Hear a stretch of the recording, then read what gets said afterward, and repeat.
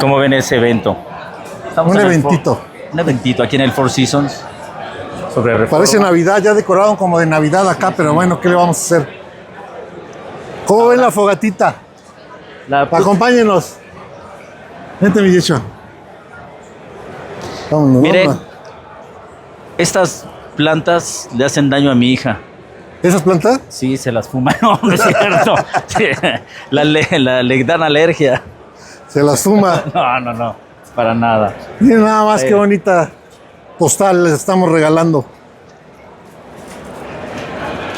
Hoy, en el programa de hoy, en el podcast de hoy, vamos a tocar unos temas súper interesantes. Vénganse de este lado. Como, ¿cuál, Marco? ¿Cuál es el tema? No es tema.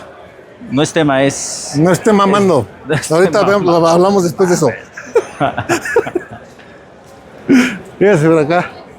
Vean nomás qué bonito lugar. Nos tocó, hoy estamos más relajados de chamba, por eso nos damos la oportunidad de grabar.